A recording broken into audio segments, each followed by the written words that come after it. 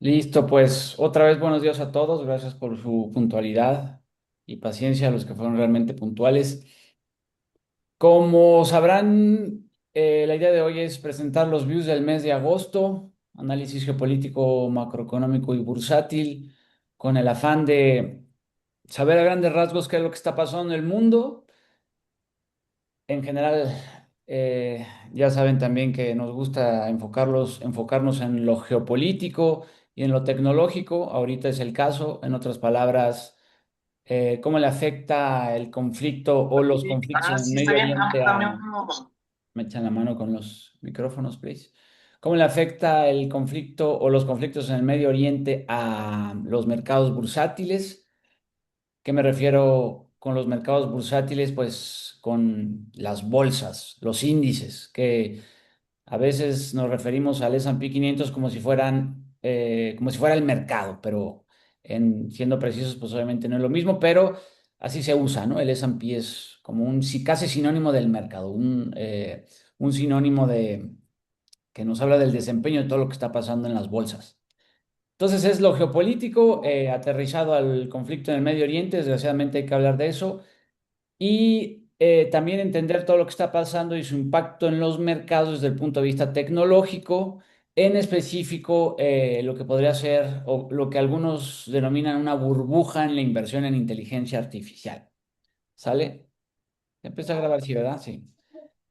Y una vez entendiendo lo que está pasando en el mundo, pues vamos a ver qué sigue.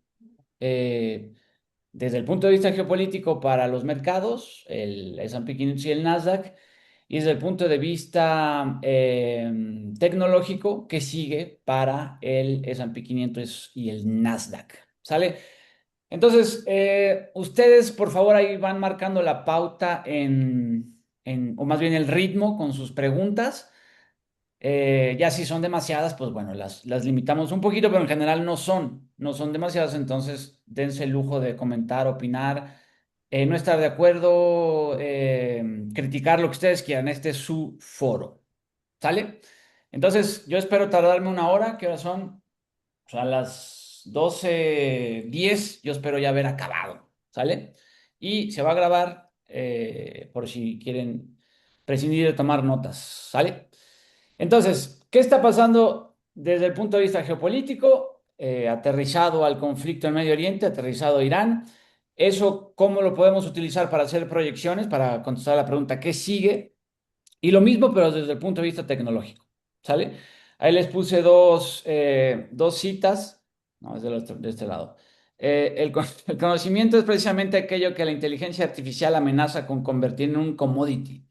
De ese tema hay que hablar un poquito porque sí podría tener eso un impacto en los mercados. ¿Cómo que la inteligencia artificial va a convertir o podría convertir el conocimiento en un commodity?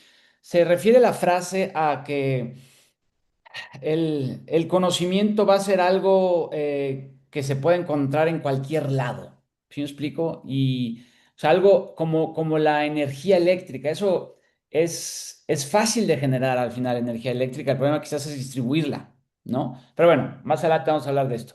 Y otra cita de otra columnista del Financial Times, el sentimiento marca la pauta y la liquidez le sigue. ¿A qué se refiere con esto Katie Martin? Que pues muchas veces lo que define todo son las emociones. ¿Sale? Entonces, dos temas ahí como para reflexionar. Y la disculpa de siempre, si está un poquito intensa la plática, intensa y densa, les pido una disculpa de antemano, pero bueno, se va a grabar, ustedes hagan sus apuntes, escriban sus dudas y si no alcanzamos a atender todas sus dudas, con mucho gusto las atendemos después por WhatsApp o por audios de WhatsApp. Lo que sí no se vale es, bueno, sí se vale, ¿no? Obviamente se vale, pero de preferencia no se queden con dudas. O sea, si hay una palabra que no les quedó claro, que no están familiarizados, apúntenla y pregúntenla aquí o en WhatsApp en corto. ¿Sale? No pasa nada. Pero bueno, empecemos con el contexto geopolítico, en específico en Irán, y a partir de entender lo que está pasando ahí, ¿qué sigue para los mercados? ¿Qué impacto está teniendo en los mercados? ¿Sale? Y cualquier duda ahí me van interrumpiendo. ¿Por qué Irán no se rinde o por qué parece que está ganando Irán? ¿No? ¿Cómo eso puede tener pues un impacto en el S&P, en el Nasdaq, en todos los mercados, ¿no? Si digo S&P, es decir, S&P, Nasdaq, todos los mercados. Preguntas sobre Irán y sus respuestas para entender el impacto bursátil del conflicto y hacer proyecciones para el S&P 500 y compañía, ¿no? Ya me dirán si no estorbo mucho yo ahí abajo, pero es como a manera de experimento, ¿no? Sí me estoy lloviendo ahí abajito, ¿no? Sí se ve mi cara ahí. Ok. Pregunta número uno. ¿Por qué Irán no se rinde? Y otra vez, todo está conectado para entender el mundo desde el punto de vista bursátil y para hacer proyecciones y para que esto tenga un impacto comercial en la medida de lo posible a la hora de distribuir los planes de ahorro e inversión de las compañías con las que trabajamos, ¿no? Entonces, ¿por qué Irán no se rinde o parece que no se rinde? Y perdón también por hablar de cosas militares, pero así está el mundo ahorita configurado, ¿no? ¿Por qué a alguien se le ocurre algo, aquí para ya no hablar yo tanto, para dejar para pausar mi monólogo? ¿A alguien se le ocurre una respuesta a esta pregunta? ¿Por qué Irán no se rinde o parece que no se rinde? Bueno, al final es que no se está rindiendo.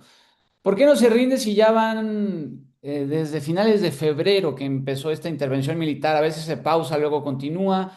Últimamente ha sido menos intensa, pero ¿por qué si Estados Unidos ha estado bombardeando y bombardeando a Irán, no se rinde Irán? ¿A alguien se le ocurre algo? Nadie se anima. Me suena básicamente propaganda del Estado, ¿no? ¿Propaganda de cuál estado? De Irán, de Muy su bien, propio sí, sí, sí. régimen, pues. Sí, me gusta, sí. ¿Quién más? ¿Alguien se anima? Gracias, Ian. ¿Alguien más se anima? Échale, Bueno, Sergio, ya te vi. a mí me suena que quieren mostrar al mundo que son fuertes, Sí. aunque estén sufriendo, pues quieren dar a entender de que tienen cierta fortaleza y que no se quieren someter al régimen de Estados Sí, Unidos. tal cual. Por ahí va, ¿no? O sea, ahí están ustedes dos y creo que yo estoy también de acuerdo con todo eso. Y si nos vamos un poquito más para atrás por el tipo de operación militar por parte de Estados Unidos en Irán. La operación militar, por ponerle de alguna manera, en Irán por parte de Estados Unidos es muy distinta a la de Israel en Gaza. ¿A qué me refiero con esto? Y otra vez, perdón por hablar de cosas feas, pero otra vez eso es el mundo en el que nos tocó vivir. Estados Unidos bombardea mucho menos edificios civiles. Mucho, o sea, lo hace, obviamente, pero mucho menos que Israel en Gaza. ¿Y esto qué les quiero decir con esto? Que está más fácil no rendirse si la operación militar en tu país es como la que hace Estados Unidos en Irán, a que si fuera como Israel en Gaza. O sea, el grupo militar paramilitar en Israel está más cerca de rendirse porque Israel sí bombardea muchos edificios, o si no, todos los edificios son civiles, ¿no? Entonces, esa diferencia hace que Irán diga, no nos vamos a rendir. Sí, no, no te vas a rendir porque están bombardeando muchísimo menos edificios civiles y ahí se pueden, pues, alojar políticos y militares, ¿no? Esa es una razón, ¿sale? Si no queda claro, me dicen. Segunda razón por su estrategia de mosaico defensivo. ¿Qué significa esto?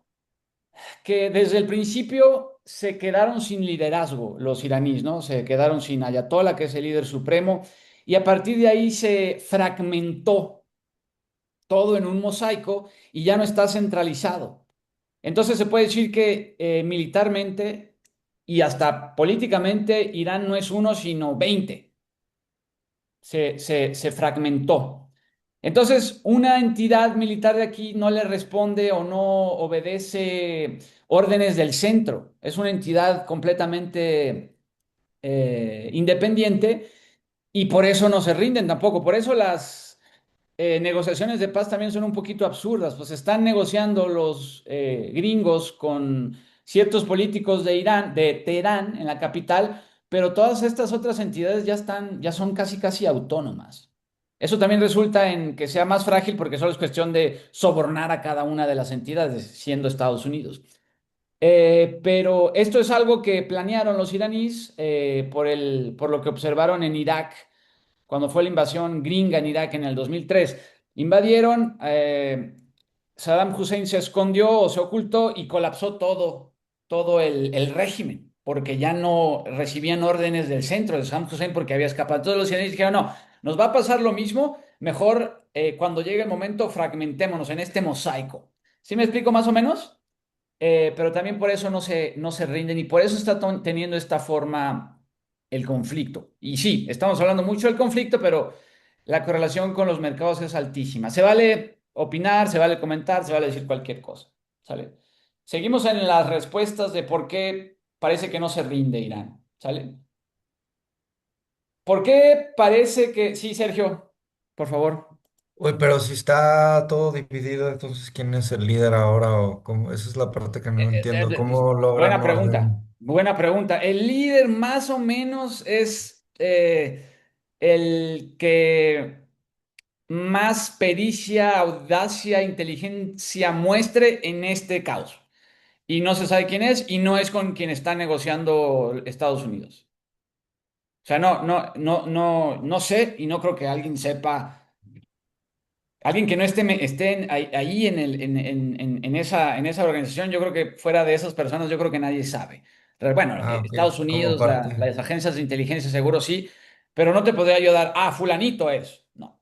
Sí, como que es parte de la estrategia, ¿no? Sí, Mantener ese. es parte de la estrategia. Y le puedes Ok. poner varios nombres a la estrategia, pero es como también algunas protestas en su momento que no tenían líderes. Entonces, ¿contra quién te vas? ¿Cómo, palabra fea, pero cómo decapitas el movimiento si no hay cabeza?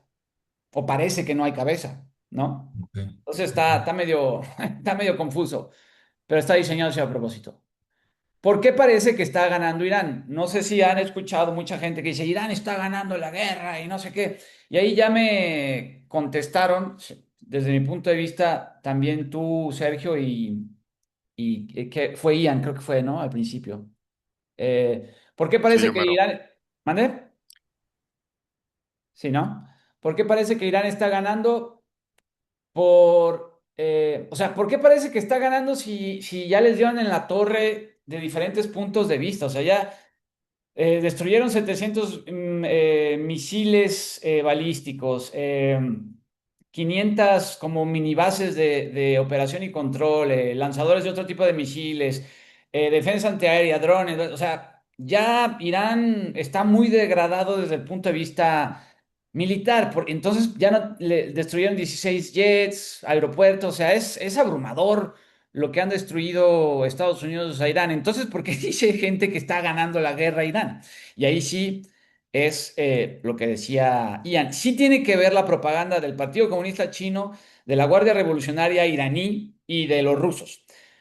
Los Estados Unidos también tienen su propia propaganda, ¿no? Brasil tiene su propaganda, México tiene su propaganda, la 4T tiene su propaganda.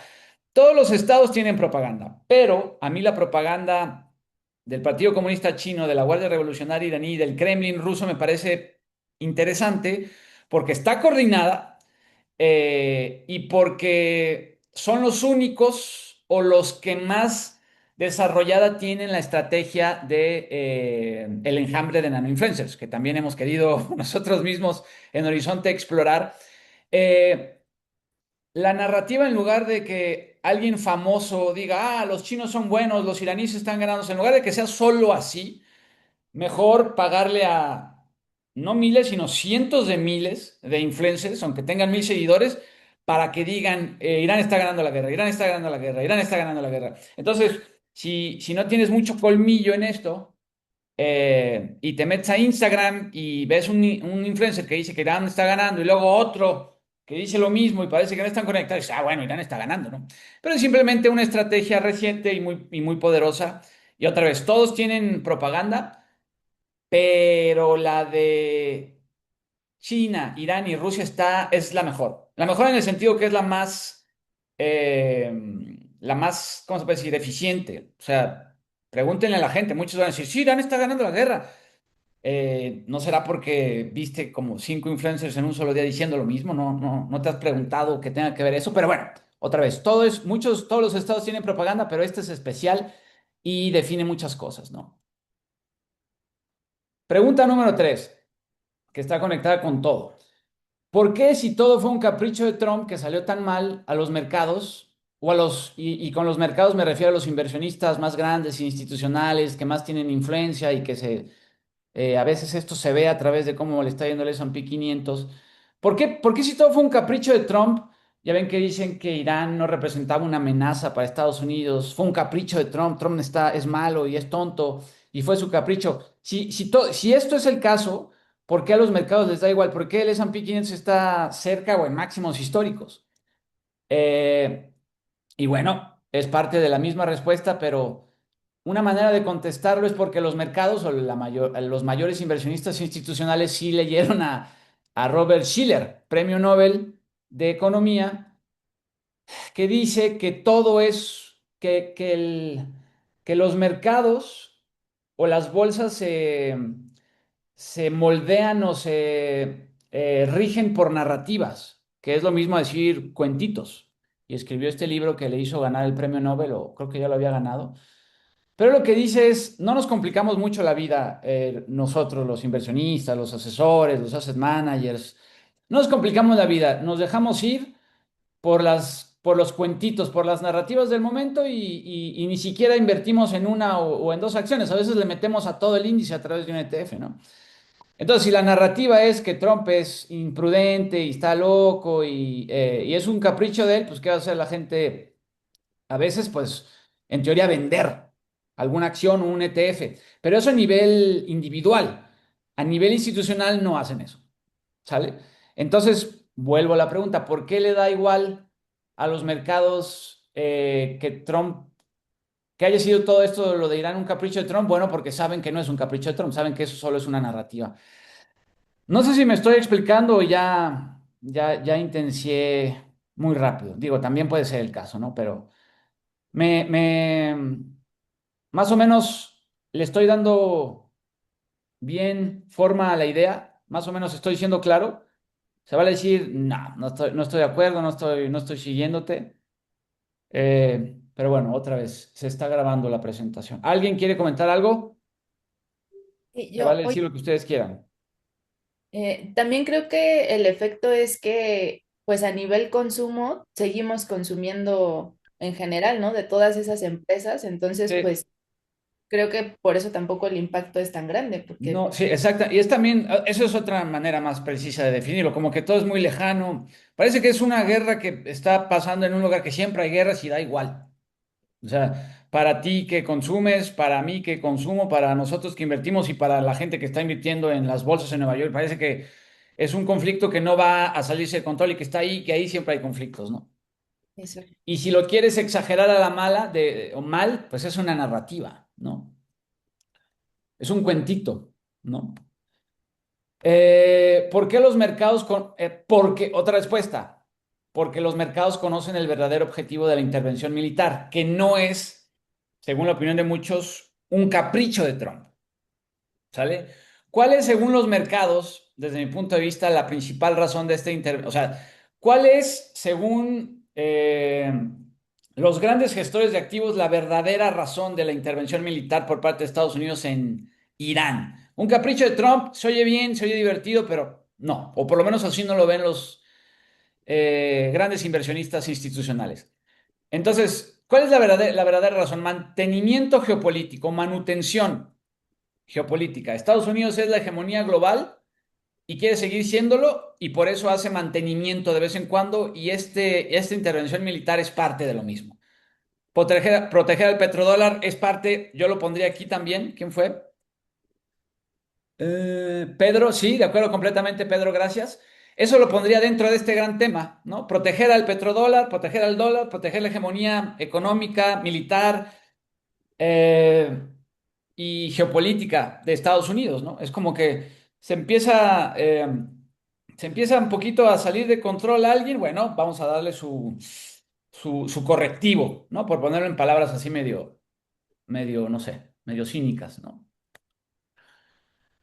Otra de las razones principales, bueno, ¿alguien sabe quién es este cuate?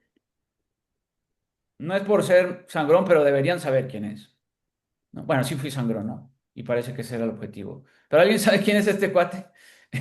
Se llama Alex Karp y le recomiendo que alguien creo que ya dijo, ¿no? Bueno, es Alex Karp. Alex Karp es el CEO y fundador de una compañía que se llama Palantir. Si tienen tiempo, googleen ChatGPT en Alex Karp y a Palantir. Es muy relevante, muy relevante. Es la compañía más fuerte de inteligencia artificial, de análisis de datos e inteligencia artificial. Entonces, es como la compañía punta de lanza en aplicación de inteligencia artificial a asuntos militares, asuntos fronterizos, asuntos de migración. Y hay quienes dicen, gente cuya opinión yo creo que, que es respetable, que una de las razones para hacer esta intervención militar en Irán fue solo para poner a prueba la inteligencia artificial por primera vez realmente en el campo de batalla, ¿no? Y otra vez, perdón por hablar de estos temas, pero así está el mundo ahorita, ¿no?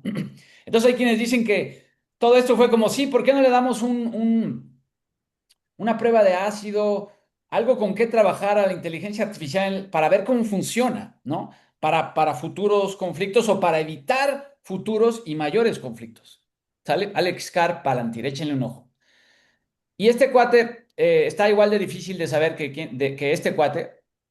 Este cuate se llama Palmer Luckey y es casi igual de relevante que Alex Karp, pero él se dedica a una compañía de drones que se llama Anduril.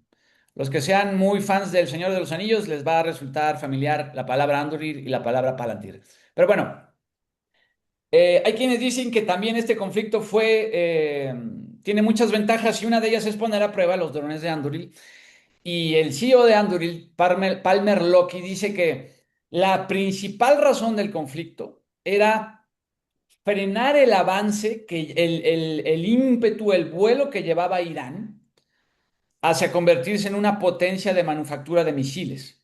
O sea, con el apoyo de China, dice Palmer Luckey, que no es ningún tonto, quizás un poquito, sí tenga una pinta pues sí, de loquito, igual que Alex Karp, pero no son ningunos tontos.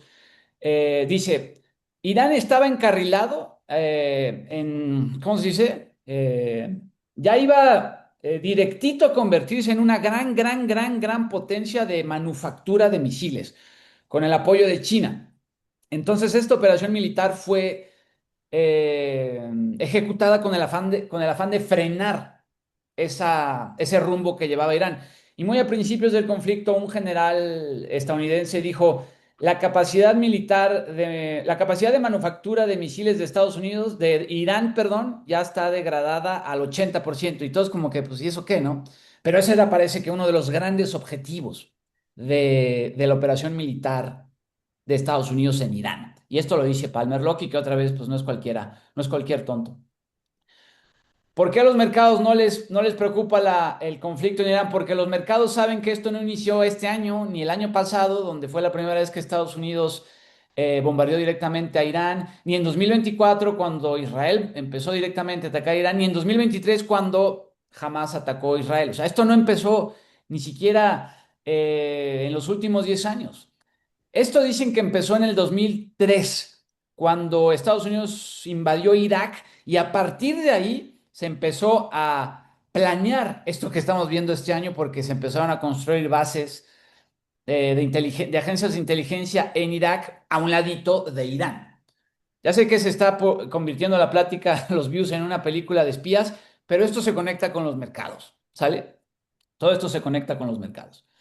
Y hay Sí, quienes dicen que, Rodo. Sí, dígame, justo lo que te iba a decir, como que cuando me he metido a revisar todos estos temas con aras comerciales, como bien lo dijiste hace rato, lo que he notado es que los gringos están espiando a todo el mundo todo el tiempo porque no quieren que nadie tenga una hegemonía diferente. Más bien, no quieren una sí, hegemonía diferente en el mundo militarmente. pues no. Entonces, yo creo que cualquier país que quiera desarrollar armamento va a tener un tema como estos con los gringos Sí, porque básicamente así se juega en su cancha que es el mundo ahorita, ¿no? sí, el primer lugar siempre va a querer ser el primer lugar y va a hacer lo posible para mantener su estatus de primer lugar. Y la pregunta es qué hace para mantenerlo y qué pasaría si deja de tener ese primer lugar y qué haría el que quede, el que era segundo y luego quede en primero, qué haría para mantenerlo, ¿no? Y luego se convierte en una pregunta de si es bueno o es malo, se convierte en algo moral, pero todavía no queremos llegar a eso. Sí, pues Primero es muy queremos gris ver, siempre. sí, Ujú. pero sí tal cual. En fin, gracias, Ian, por tu comentario. Si alguien se anima a decir algo más o preguntar algo más, creo que vamos bien de tiempo. Adelante. Hay gente que dice que esto, para empezar, empezó en 1979, cuando se dio la revolución en Irán y que Irán se convirtió en una república islámica, ¿no? Entonces dicen esto, hay gente que dice, a mí y yo me incluyo un poquito, hay gente que dice, ¿por qué le sorprende? No me sorprende que esto pasara en 2026, me sorprende que no pasara en 1982. ¿Sí me explico? Entonces, la verdad que era algo, dado el contexto geopolítico, era algo que tenía que pasar en algún momento. Quizás pasó con Trump porque los generales, los militares gringos, fue más fácil convencer a Trump de hacerlo que convencer a Biden y a Obama, por ejemplo, ¿no? ¿Por qué a los mercados no les importa tanto? Porque los mercados solo consideran parcialmente la propaganda. Sí la consideran, pero no tanto como algunos de nosotros, ¿no? Que sí nos dejamos convencer completamente por lo que nos digan los reels de Instagram, ¿no? Pónganse a pensar si son usuarios habituales de Instagram, TikTok y YouTube y ven cosas de política, cuestionen qué tanto está definido su algoritmo por ustedes o al revés, ¿no? Tampoco sin ponernos conspiranoicos, pero algo hay de eso, ¿no? Puede haber algo de eso. Pero un inversionista institucional no se deja manipular por propaganda, ¿no? Por más masiva que sea y bien diseñada que esté. A ver, ¿qué les parece esta frase hablamos tanto de geopolítica aquí en Horizonte porque es algo, pues, que tiene mucho peso, ¿no? Para los mercados. Aquí sí estorbo un poquito. Pero ¿qué les parece esta cita de Putin? He hablado con 3 presidentes de Estados Unidos, van y vienen, pero la política permanece inalterable. Por la poderosa burocracia. Cuando una persona es elegida puede que tenga ciertas ideas, entonces llegan personas con maletines, bien vestidas y con trajes oscuros y empiezan a explicar cómo se hacen las cosas. Y al instante todo cambia. Eso es lo que sucede cada administración. Entonces es como, dice Putin, llega un presidente nuevo y de la nada salen unos cuates así vestidos como con trajes que no les quedan muy bien, con corbatas ahí medio X, y le dicen, mire señor presidente recientemente electo, la cosa está así, así, así, así, así. ¿Ok? ¿Qué opinan de esto? ¿Les parece muy conspiranoico? ¿Les parece que así tiene que ser? ¿Alguien se anima a decir algo? Pues yo Es, yo le sumaría que esos trajeados son los oligarcas, ¿no? Al final le obedece la lana. lo que dice Putin no es eso. Lo que dice Putin es que están los oligarcas, están los oligarcas tecnológicos, que ahorita es claro que existen, o sea, hay cuates, sí son oligarquías y sí son billonarios, algunos de esos pronto van a llegar a ser trillonarios en inglés. Están los oligarcas tecnológicos, están los políticos, los senadores, los diputados, están los militares y están los burócratas de diferentes agencias del Estado. Putin se refiere a ellos. ¿Sí me explico? En específico. Entonces, no, yo sí lo distinguiría en diferentes grupos y me refiero y Putin se refiere a todos los burócratas que no son democráticamente electos. ¿Sale? Sé que se está poniendo conspiranoica la cosa, pero si de alguien pueden esperar todo menos eso es de mi parte, pero creo que es importante este punto. Gracias, Ian. ¿Alguien más quiere comentar algo? ¿O todo bien?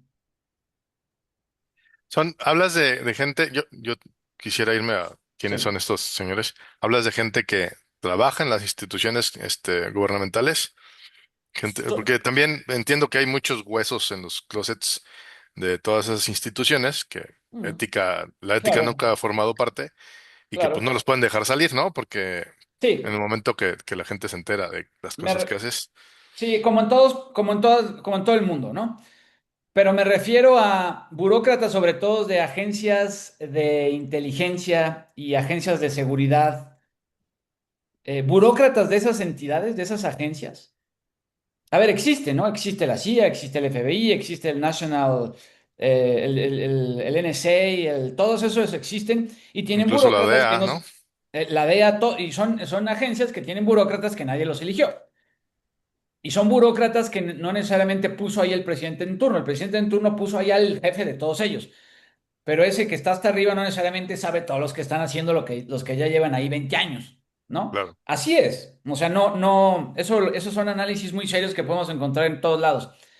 Ahora, mi punto es que yo creo que hay que empezar a ver a Estados Unidos, o sea, Putin tiene razón y no es nada conspiranoico. Putin aquí nos está diciendo que la agenda política de Estados Unidos tiene continuidad y no depende del presidente en turno. Porque muchas veces nos gusta decir, los chinos ven las cosas a largo plazo y los gringos lo ven a muy corto plazo y por eso es tan caótico. No tanto. O sea, sí hay cierta continuidad en Estados Unidos igual que en China.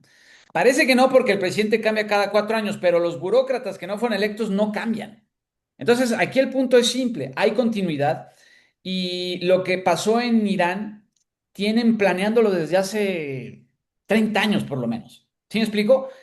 Ese es el punto aquí. Y esto, sí, Sergio. Sí, se me ocurre poner ejemplo todo lo contrario, ¿no? En México precisamente cada presidente cambia a toda la gente y por eso no hay continuidad. Ese sería como Sí, el extremo, ¿no? O sea, uno funciona porque hay continuidad y no cambia más que a la cabeza en sí. algunos casos y en México cambian absolutamente todo y Quizá, por eso sí, es no buen punto. sirve. Quizás institucionalmente en México hay instituciones fuertes, pero sí es, cada 6 años corren a todos y vuelven a meter a todos de vuelta, a gente distinta. Sí, yo no lo había pensado, pero tiene sentido, Sergio. Sí, sí es menos, hay menos continuidad en México. ¿No? Sí. Y por eso sí es más caótico, ¿no? Y en Estados Unidos solo parece caótico, pero hay continuidad, ¿no? También los programas que desarrollaron el Internet mismo, pues es un programa de qué, de 40 años, ¿no? La inteligencia artificial, un programa de 50 años, ¿no? Más, 70 años. Entonces, sí hay continuidad. Ahora, esa continuidad es buena para los mercados. Si lo que dice el presidente ruso fuera cierto, ¿sería bueno para los mercados? ¿Esa continuidad es buena para los mercados, sí o no?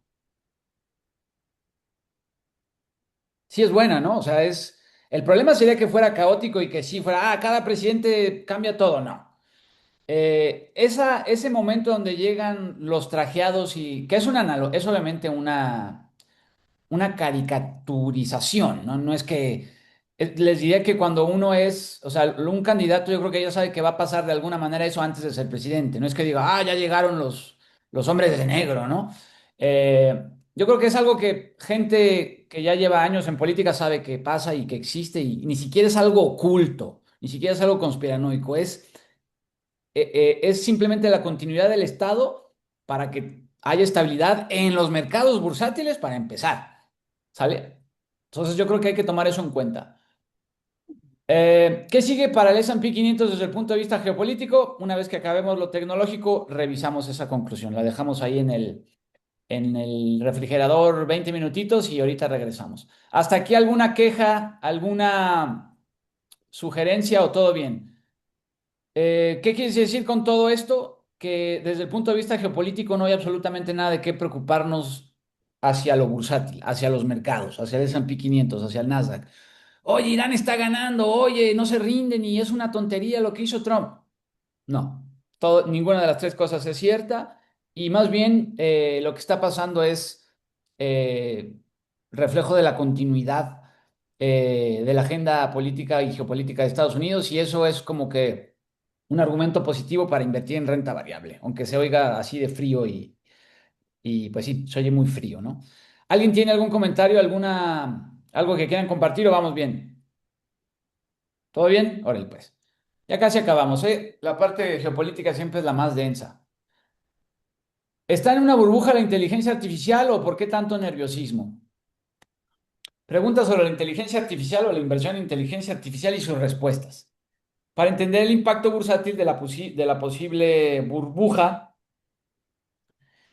en la inteligencia artificial y hacer proyecciones para el S&P 500.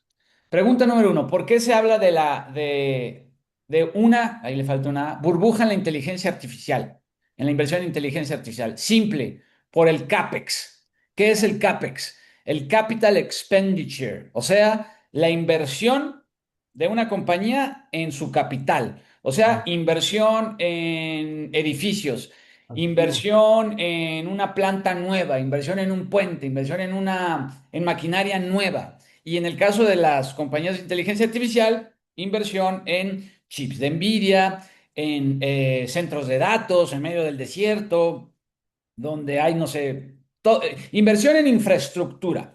Entonces, la inversión en infraestructura o el capital expenditure se disparó y algunos analistas dicen, están ya invirtiendo a lo loco estas compañías en infraestructura. O sea, ya parece medio una locura tanto dinero que se está invirtiendo en infraestructura para la inteligencia artificial. Entonces, por eso les gusta hablar a algunos analistas de una burbuja, por este fervor y gasto en infraestructura, ¿no? El colchoncito, el cash, el dinero en efectivo que tenían ahorrados Google, Microsoft, Amazon y Meta, ya se lo quemaron, ¿no? Excepto, excepto un poquito Microsoft, como ven ahí, no se lo gastó tanto, pero los demás ya lo quemaron, ¿no? Entonces, eso también es como que, fíjense, nunca había pasado en los últimos 10 años ese gasto de ese cash, ¿no? Entonces, por eso se habla de una burbuja. Y el segundo semestre parece que va a haber un gasto más fuerte en infraestructura, en CAPEX, que el primer semestre, o sea, este segundo semestre que acaba de empezar, por parte de estas compañías. Y los pronósticos o las proyecciones es que va a seguir sube y sube y sube. Segunda respuesta, y aquí va a ser un momento medio intenso y denso, pero bueno, si tienen dudas me preguntan, apuntan ahí los términos que no entiendan, lo vemos, va a estar grabada la sesión. La primera respuesta de por qué se habla de una burbuja es por el CAPEX. Y la segunda respuesta es por el CAPE y por el ERP. El CAPEX es Capital Expenditure, inversión en infraestructura, y el CAPE es Cyclically Adjusted Price to Earnings. O sea, qué tan cara se ve la acción de una empresa en relación a sus utilidades.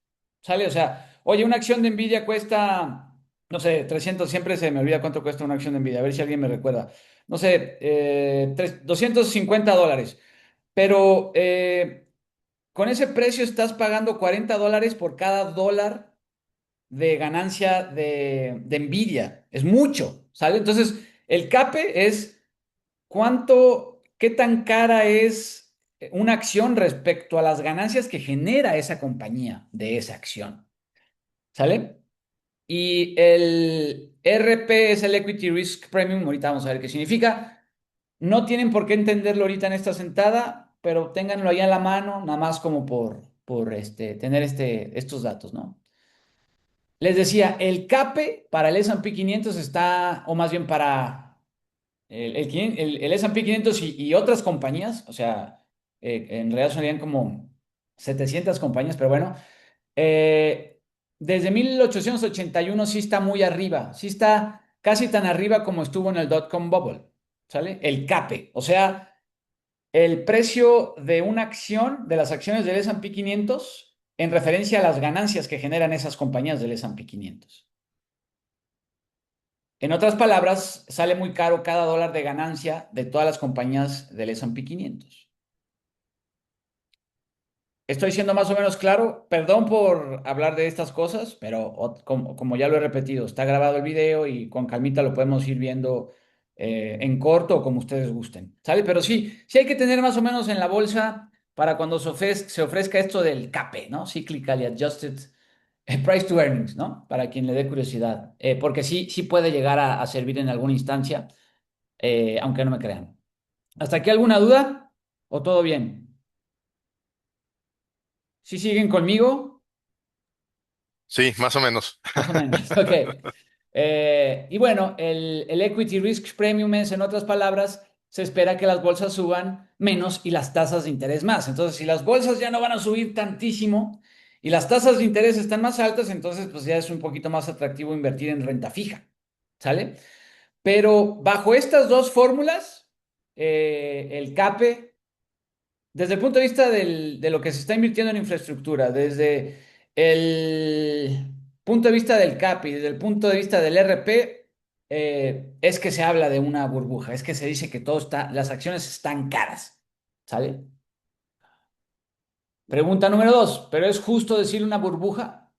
Y alguien que se basa solo en el CAPEX, en el CAPE y en el ERP va a decir que sí, que está todo muy caro y históricamente y que se ha estado gastando imprudentemente en infraestructura, ¿no? Pero es justo decirle una burbuja por eso nada más. Y la respuesta es que quizás no tanto por las utilidades. Ok, hay mucho CAPEX, se está invirtiendo mucho en infraestructura, pero sí está habiendo muchas utilidades por parte de estas compañías. O sea, sí están generando ganancias. No es como en el dot-com bubble hace 25 años, que las empresas subían y no generaban utilidades, ¿no? En el dot-com bubble, cuando hubo esa crisis, ese colapso bursátil, era muy distinto. Eran compañías que no generaban utilidades, pero su precio subía a lo loco. Esta vez está subiendo mucho, sí, pero sí hay utilidades que respaldan. Sí son compañías que hacen algo, no son puros cuentos, pues, ¿sale? Entonces, la otra cara de la moneda es pues una burbuja quizás no sea el término más adecuado para lo que le están pasando ahorita a los mercados, ¿sale? Y se espera que las utilidades, las ganancias de las compañías del S&P 500 crezcan este año 24% y 17% en 2027 con base en 2026. Entonces, para llamarle una burbuja a lo que está pasando en los mercados, para mi gusto se tendría que parecer más a lo que pasó en 2001, que sí subía el precio de las acciones, pero no tenía, esas compañías no generaban utilidades realmente, solo era el valor del negocio subiendo. Más o menos me estoy explicando. Si no me estoy explicando, tomen nota de lo que no me estoy explicando y lo vemos en corto después. O sea, si ustedes me mandan no sé, mañana, que es sábado, no importa, si me mandan una lista de oye, Rodolfo, en WhatsApp, no entendí esta palabra, este término y esta frase. Si ustedes me mandan ese WhatsApp, yo les voy a contestar con un audio y les voy a decir, esto significa esto, esto, esto. Lo que no quisiera es que simplemente dijeran, estuvo muy técnica, no entendí nada. Y no me sentí con confianza de preguntar porque no soy un experto. No, o sea, no hay que ser expertos para preguntar, al contrario. Si algo no les cuadra, si un término, una palabrita no les cuadra, apúntenla si quieren y la dicen ahorita o me la dicen después. No, la idea justamente es que no les quede claro.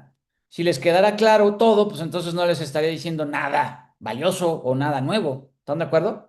Igual alguien me puede decir eso es el caso conmigo, no me estás diciendo nada nuevo ni nada valioso y ahí sí, pues no tendría caso, ¿no? Pero una presentación, yo creo que entre menos clara sea, quizás mejor, ¿no? Pero a la larga, ¿no? O sea, después de que se apunten las dudas y que son preguntadas. Pero bueno, si no hay ninguna duda, le seguimos, ¿no? Otra razón por la que no necesariamente es una burbuja, porque como dicen algunos, no podemos entender el valor de estas compañías solo con fórmulas. Hay que darnos cuenta que y como dicen algunos analistas muy serios del Financial Times, estas compañías, Nvidia, SpaceX, Microsoft, Google, que algunas no son nuevas, son quizás las mejores compañías de la historia. Son compañías tecnológicas muy disruptivas y quizás son las mejores de la historia y quizás no podamos entender su valor con formulitas del, ¿cómo se llama? Del precio de la acción respecto a las ganancias y esas cosas, ¿sale? Y yo creo que es un punto válido. Como dice este analista sobre SpaceX, y lo vimos la última vez que tuvimos Views, nunca ha habido una empresa con una ventaja competitiva tan grande. Literalmente hay que construir cohetes, averiguar cómo ponerlos en el espacio y luego hacerlos reutilizables para siquiera acercarse a eso, para competir pues con SpaceX. ¿Sale? ¿Dudas, quejas, sugerencias o, o, o ya, o cómo vamos? Más o menos. Se vale cualquier cosa. Se vale decir cualquier cosa. El tema de SpaceX, digo, ya tuvimos una plática como Sí. específica de eso, em, pero me sigue pareciendo un poquito borroso. Eh, ¿Tú tomarías el riesgo de poner 3 pesos específicamente en esas empresas? Mm, mira, es que depende del perfil. Yo en su momento sí quise explorar cosas Por aprender sí exploré cosas especulativas en su momento. O sea, yo creo que mi etapa más especulativa fue hace, no sé, como 3 años y no porque yo quisiera especular, sino porque quise experimentar lo especulativo, porque ahí es donde más se aprende. Ahí es donde más se pierde dinero, pero ahí es donde más se aprende, ¿no?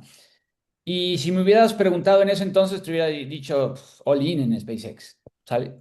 Pero ese era el perfil mío de hace 3 años, aprender a partir de la especulación. Si tú me dices que tu perfil es otro, si tu perfil es uno más patrimonial, eh, pues entonces no. Entonces invertir en SpaceX no. Porque SpaceX tiene ese dilema. Se ve mal en fórmulas, pero se ve bien en narrativas de es una compañía especial. Y luego se vuelve a ver mal si ves todas las acciones que se van a liberar, ¿no? Se van a acabar esos lockups. O sea, los fundadores van a poder vender acciones. Creo que el mes que entra van a liberarse otras no sé cuántos millones de acciones. Entonces, depende del perfil, estimado Ian. Dice Sergio, mejor en Nasdaq y tienes una parte pequeña en SpaceX. Excelente, excelente comentario y respuesta, Sergio. Lo hubieras Sí, justo. comentado así lo hubieras comentado en vivo. Pero sí. ¿Cuál es hoy la narrativa? Pregunta 3. O sea, ¿cuál es como el cuentito, ¿no? ¿Cuál es que si le preguntas a un cazabolsero común y corriente, bueno, si le preguntas a un cazabolsero, no hace falta agregar lo demás, ¿qué te va a decir si le preguntas cómo están hoy los mercados? Te va a decir, si ha leído mucho recientemente, te va a decir esto, que los últimos aumentos en el S&P 500 han estado impulsados por fundamentos o características como fuertes utilidades y buenas expectativas. O sea, si hay confianza en estas compañías de tecnología por buenas razones. Pero, digo, esto ya no se los va a decir el cazabolsero, pero hay preguntas más fundamentales que tendrán que ser contestadas en el futuro de mediano plazo. ¿Sale? Si esto no quedó tan claro, lo vemos en corto, lo vemos ahorita, como ustedes me digan. Pero la narrativa es que sí se ve medio caro todo, pero por otro lado sí están generando ganancias y pues sí, ahí está la pregunta, ¿no? Y a eso yo le agregaría o le agregaríamos que las preguntas más importantes son las que nos tenemos que hacer para el futuro de mediano plazo y ahorita hablamos de eso. Y tiene que ver con el tema ese raro de la comoditización, que no sé cómo llamarle en español, eh, pero hacer de la inteligencia artificial un commodity, ¿no? ¿Qué es un commodity? La electricidad, el petróleo, es un commodity, ¿no? Cualquiera, no es que una compañía tenga petróleo, más bien una compañía saca petróleo y te lo manda a tu casa, ya refinado, en una gasolinera, ¿no? Entonces, la pregunta aquí que incomoda es si la inteligencia artificial se va a convertir en un commodity, ¿qué le va a pasar a todas las compañías que invirtieron tanto en centros de datos y todo eso, ¿no? Ahorita voy a profundizar más ahí, pero ya casi acabamos. ¿Qué sigue para el S&P 500 desde el punto de vista tecnológico?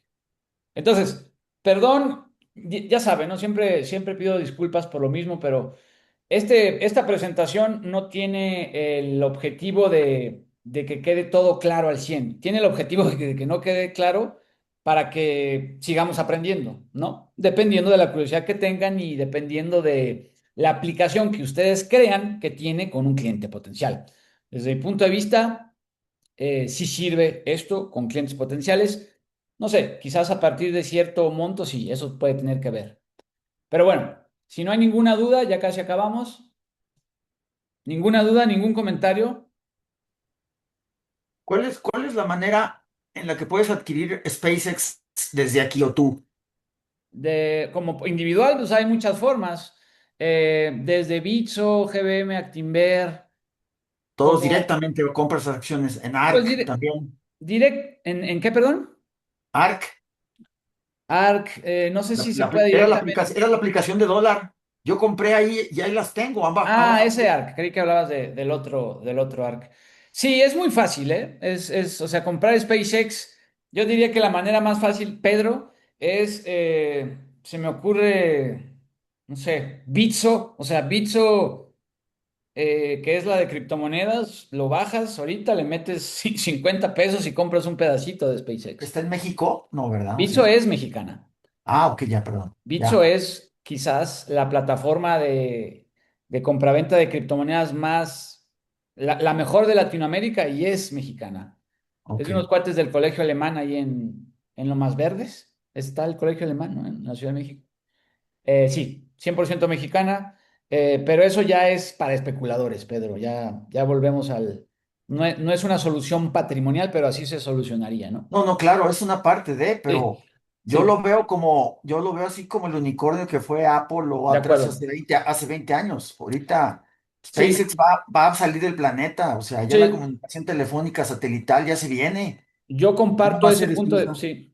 Nada más Entonces, acuérdate de los lockups. O sea, los lockups son como que esos periodos que los fundadores no podían vender, se van a empezar a liberar y entonces que no nos sorprenda que caiga más todavía el sí, precio de SpaceX. sí, por eso, va a 20 años esto, a 10, 20 años. Definitivamente, no, definitivamente. Y si quieres verlo de una manera más patrimonial, bueno, métele al Nasdaq, al índice, donde cada vez va a ganar más ponderación SpaceX. SpaceX ya está en el Nasdaq 100, entonces si le metes alguna alternativa de inversión vinculada al Nasdaq, vas a hacerte socio de SpaceX y de una manera más patrimonial, menos especulativa, ¿no? Pero sí, muy buen punto también. Ya para acabar, ¿qué sigue pues para el S&P 500 y para el Nasdaq? Desde el punto de vista de lo geopolítico y desde el punto de vista de lo tecnológico, ¿no? Desde el punto de vista geopolítico, eh, nos tenemos que preocupar. Va a haber, por ejemplo, invasión terrestre de Estados Unidos a Irán. La verdad que a mí me parece muy probable, pero dado el contexto, no sería un cataclismo negativo que afectara a las bolsas en principio, porque si llegara a haber una invasión, Estados Unidos tiene los activos para hacer una invasión. Ya se ha estado acomodando la cosa como para que haya una invasión. Han estado bombardeando caminos que dan a la costa sur de Irán, donde sería la invasión, o en alguna isla del estrecho de Hormuz. Y si llegan a invadir los gringos, van a haber narrativas súper escandalosas por todos lados, los influencers chinos van a decir mil cosas, pero se va a acelerar el proceso donde se abra el estrecho de Hormuz. ¿Sale? Igual así también hay un pretexto para que se abra por completo el otro estrecho, el que siempre se me olvida cómo se llama, Al-Mandeb, el estrecho del otro lado de Arabia Saudita. Entonces, si hay una invasión, se va a ver obviamente pésimo, pero se va a abrir más rápido todavía el estrecho de Hormuz y va a fluir más todavía el petróleo. Entonces, acabaría siendo algo positivo. ¿Cuándo podría pasar? Si pasa, todos dicen que después de las elecciones de medio término de Estados Unidos, que son en el primer martes de noviembre. ¿Sale? No sé si caiga el 6 de noviembre. Eh, ¿Cuál es el estatus de la Segunda Guerra Fría? ¿Por qué ya podemos hablar de una guerra fría? Porque ya está muy conectado, ¿no? O sea, ya Ucrania ya está atacando barcos iraníes que van a China.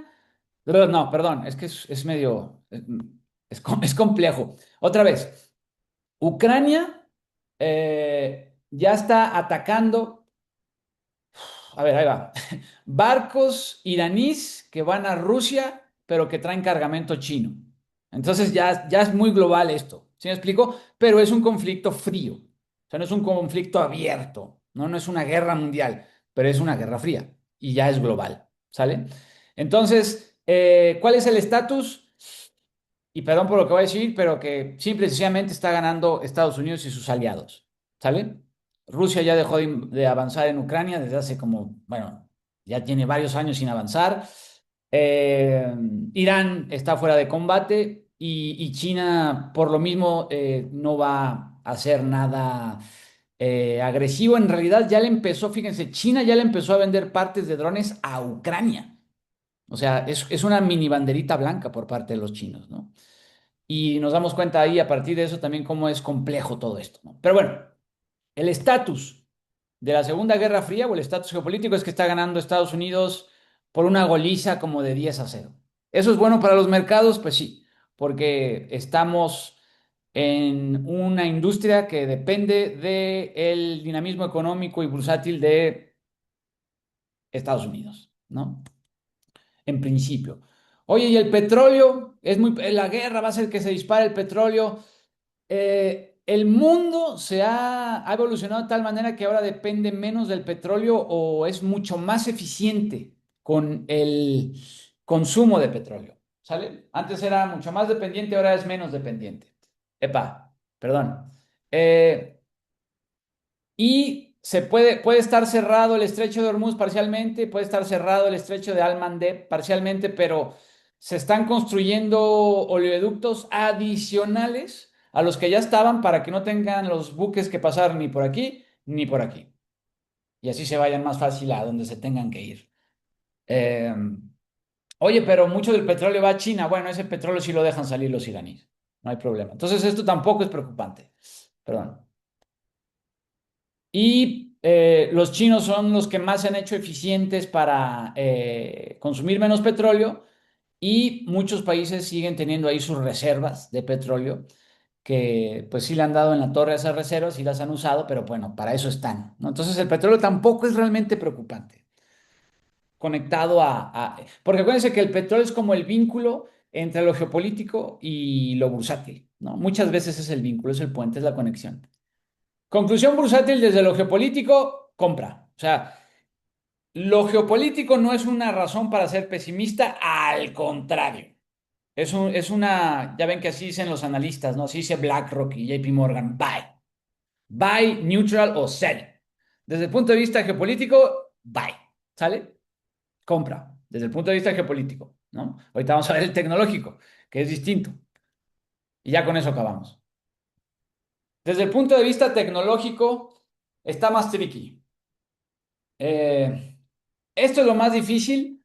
Si no, si ya entre que los enfadé, los nefastié y los aburrí, ya no les queda energía para reflexionar sobre esto, apúntenlo y lo hablamos después.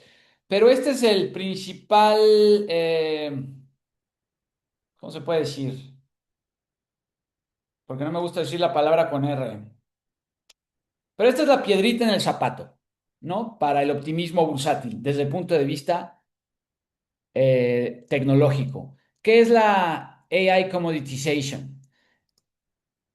Que llegue un punto que la inteligencia artificial sea como el petróleo, la energía eléctrica, el gas.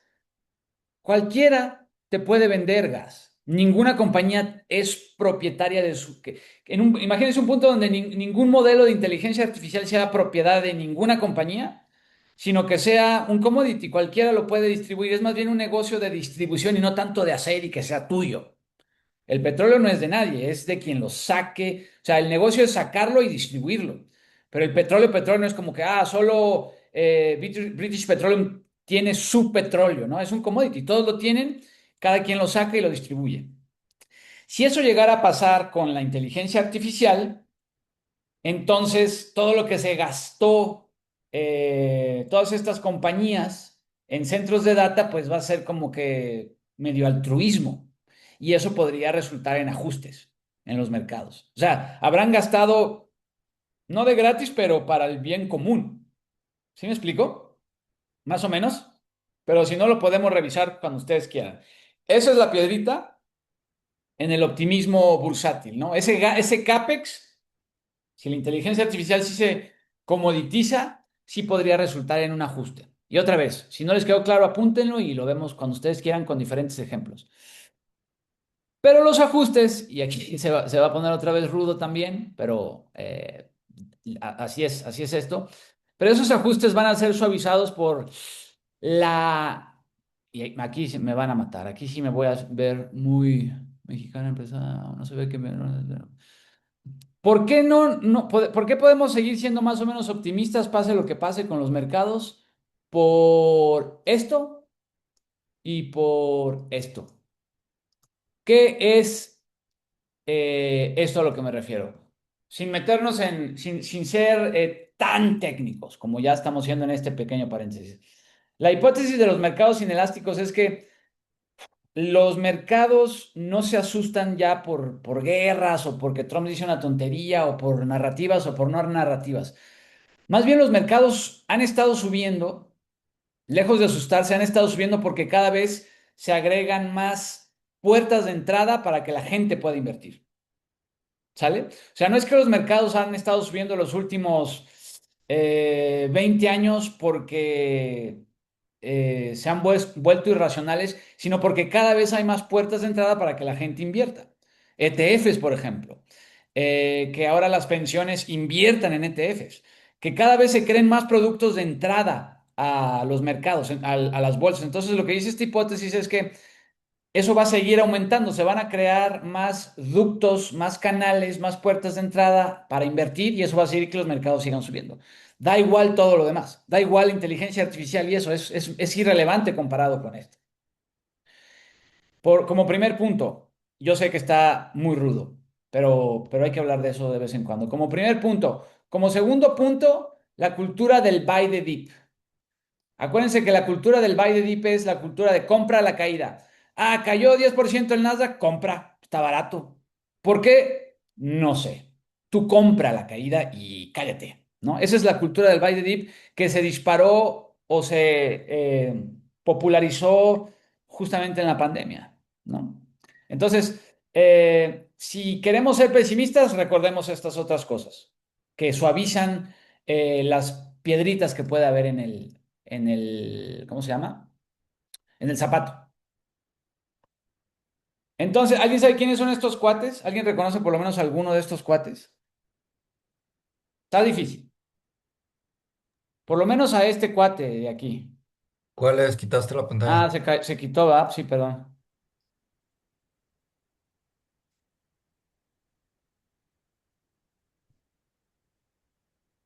¿Se ve ahí ya? ¿Sí se Sí, está ya, viendo ahora? sí. Bueno. Sí. Reconocen por lo... Este está muy difícil, pero a este cuate, su nombre empieza con W, su apellido con B de burro. Ahorita tiene como 130, no se crean, como 95 años. Warren Es Buffett. Warren Buffett, sí. Y lo que Warren Buffett y su socio Charlie Munger decía, en realidad lo decía más Charlie Munger, ya lo hemos platicado, es la estrategia de pólvora seca, ¿no? Si ves muy como que caliente todo, bueno, asígnale un porcentaje, 20, 30% de tu capital a pólvora seca, que es renta fija en Estados Unidos o en México, y cuando se presente una oportunidad, quema la pólvora seca. Eso es muy de Charlie Munger. Es de Charlie Munger, pero bueno, hay gente que cree que es de Warren Buffett, pero también es cierto que hay gente que los ve como la misma persona, porque eran socios, ¿no? Entonces, cautela, diversificación y pólvora seca, ¿no? Pero cautela, diversificación, o sea, diversificación, pues ya la conoce, ¿no? Con invertir en un ETF que replica el S&P 500 o con invertir en el Nasdaq, ya están diversificando. Si solo le meten al Nasdaq 100, ya están diversificando porque son 100 acciones, ¿sale? Entonces ya están diversificando y la cautela y la pólvora seca es lo mismo. No le metas el 100% en cualquiera de los productos de inversión o de ahorro en inversión al Nasdaq, sino deja 30% como pólvora seca. Y si llegara a haber un ajuste por todo esto que estuvimos hablando en la inteligencia artificial, bueno, ya tienes la pólvora seca para comprar barato más, ¿sale? Mientras estuvo generando rendimientos, ya sean treasuries o la deuda de Estados Unidos o en CETES o diferentes bonos mexicanos, ¿sale? Entonces, conclusión bursátil desde lo tecnológico, neutral. Más cautelosón, más aprovechar oportunidades a través de la pólvora seca, más escuchar a Charlie Munger. Y si no se acuerdan de ese nombre, a Warren Buffett. ¿Sale? Porque sí, Charlie Munger, el famoso es Warren Buffett, obviamente, ¿no? Pero el bravo, el bueno era Charlie Munger. Sí estuvo denso, ¿no? Creo que ha sido de los views de los más densos. Pero voy a subir la plática. Déjenme, dejo de, ¿cómo se dice? Grabar.